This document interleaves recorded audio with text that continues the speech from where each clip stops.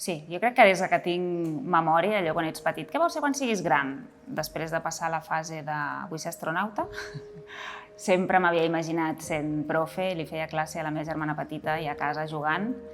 I sí, la veritat és que sí, no m'imagino fent una altra cosa. Jo vaig fer Humanitats i de seguida d'acabar la carrera ja em va sortir l'oportunitat de començar a treballar de docent. Vaig començar com fent suplències, no? Una mica com comencem tots, i després ja vaig anar tenint la meva plaça i fa 18 anys que soc profe de català. Perquè jo crec que mai he deixat de llegir literatura infantil i juvenil. Jo sempre he estat molt lectora, molt. A casa, sobretot la meva àvia era molt lectora i sempre hi ha hagut molts llibres. He format part de la meva vida, molt usuària de biblioteca, a l'escola també llegia moltíssim. I no hi ha hagut un tall, és a dir, no hi ha hagut un moment que jo pugui dir doncs ara ja no llegeixo juvenil perquè començo a llegir literatura adulta. Ha sigut com tot molt orgànic i evidentment que vaig començar a llegir coses que ja no eren juvenils, però no he deixat mai, no he perdut mai aquest interès per la juvenil. I clar, de seguida que vaig acabar la meva formació universitària, la meva primera formació universitària, vaig començar a treballar de profe i aleshores ja era com una necessitat també seguir connectada amb la producció de literatura que es feia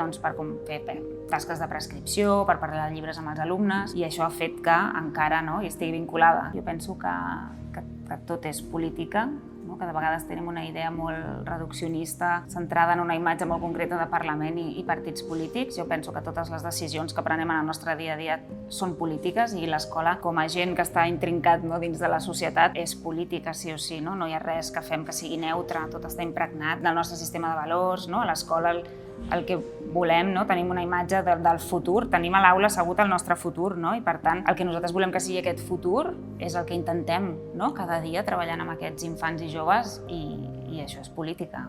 Què és la política si no?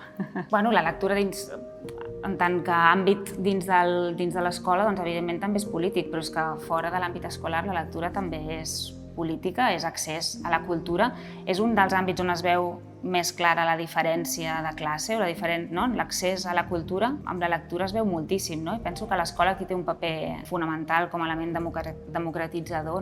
És a dir, hem de tenir biblioteques, hem de tenir llibres, perquè molts dels infants que tenim asseguts a l'aula són els únics llibres que veuran i potser no aniran a cap altra biblioteca. Si no ho tenim a l'escola, els estem prenent aquest dret a aquests infants, de tenir accés a la lectura, als llibres. Al final, la lectura no és només un llibre, va molt més enllà, són les portes, les finestres que t'obre quan llegeixes. Què és la mediació literària? Perquè últimament és un concepte com que està molt de moda, o almenys tenim la sensació que està començant a sonar, i això és molt xulo. I per simplificar-ho molt, perquè hi ha molta teoria sobre això, i teoria molt ben feta per experts, molt més experts que jo. A mi m'agrada dir que la mediació és aquell fet de posar-te al mig. Quan fem mediació literària ens estem posant al mig entre el text i entre el lector.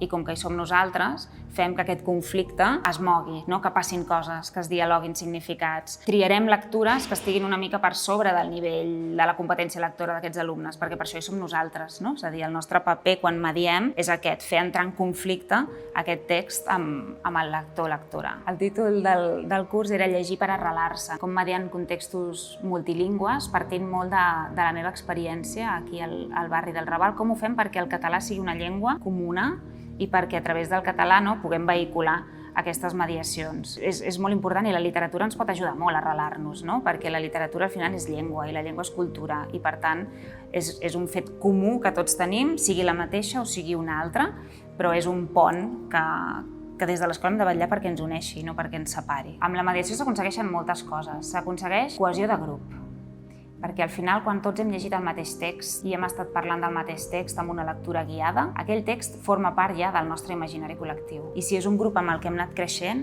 i l'escola ha tingut un bon pla lector ben planificat, al final aquelles lectures han ajudat a arrelar-nos entre nosaltres. Són la nostra tradició. Si després aquestes lectures estan compartides amb altres centres, ja increïble. Un dels objectius principals de la mediació, o una de les coses que passen, potser no és l'objectiu que tot planteja, és la cohesió de grup. Després el pensament crític. O sigui, quan estem mediant un text, estem ajudant a que l'alumnat sigui crític amb aquell text, més enllà de si m'ha agradat o no, que això és lo fàcil. S'aconsegueix gust per la lectura, perquè al final s'aconsegueix sensació, i això et parlo d'anys, és a dir, no és una cosa màgica que passi quan comences a fer-ho, quan muntes un club de lectura, quan fas lectura guiada a l'aula. Al final s'aconsegueix sensació de pertinença en aquell grup, d'arrelament cultural a través del consum cultural que estem fent. I això no queda només en un text, evidentment, no estem parlant d'un recorregut d'anys d'educació literària en què si està ben pensat i està ben articulat és potentíssim. No? Jo crec que és un leitmotiv que tenim molt arrelat, que és que els joves no llegeixen. Si mires les dades, no és veritat que els joves no llegeixin, no? Els baròmetres, les dades que van sortint cada any, diuen el contrari. La franja d'edat dels joves és la franja que més llegeix, el que passa és que no sabem què llegeixen ni on ho llegeixen. No estan llegint el que nosaltres considerem que haurien d'estar llegint, segurament, i no ho estan llegint amb el llibre tradicional. Llegeixen molt a xarxes, llegeixen coses que nosaltres segurament no posaríem en una biblioteca escolar, però estan llegint, i posar en valor que estan llegint és molt important per la seva també percepció autolectora, no? La seva autoconcepció lectora és important i posar-la en valor a classe també és important. Jo crec que s'estan fent passes, tenim un pla nacional de lectura, s'estan fent passes petites. També és cert que nosaltres, no, des de la trinxera, voldríem que s'estiguessin fent passes de gegant, però el departament i els centres són mamuts que van molt a poc, que costa molt de moure, però no estan quiets, i això és una bona notícia, estan començant a passar coses. D'aquí 20 anys, doncs, tant de bo ens haguéssim adonat, o el departament s'hagués adonat, que cal rescatar les biblioteques escolars i complir el que diu la llei, que és que tots els centres n'han de tenir, però n'han de tenir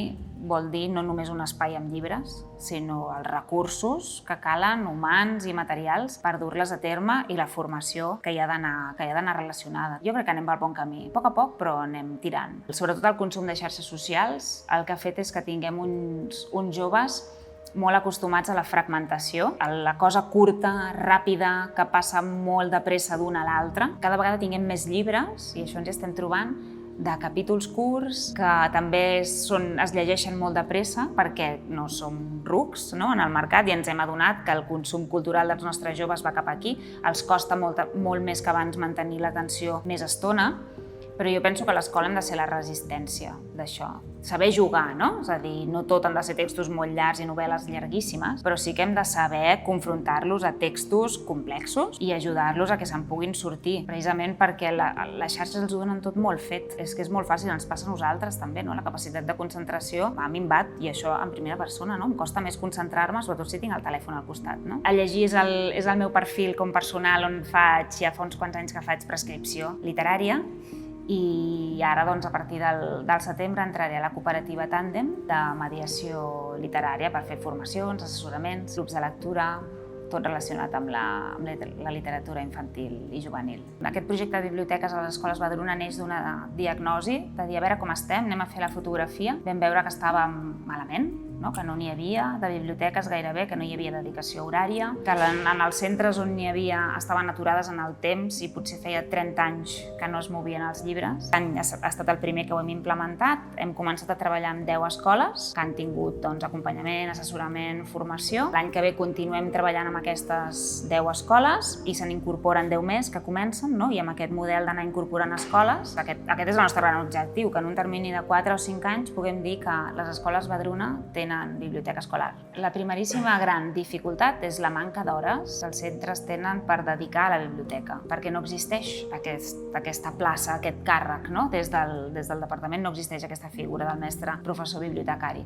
Per tant, les hores que es donen a les persones que se'n fan càrrec són hores que s'estan traient d'alguna altra banda. Jo penso que això és important entendre-ho per valorar la quantitat de coses ben fetes que s'estan fent amb el poc temps de què es disposa per fer-les. Aquest seria el gran problema.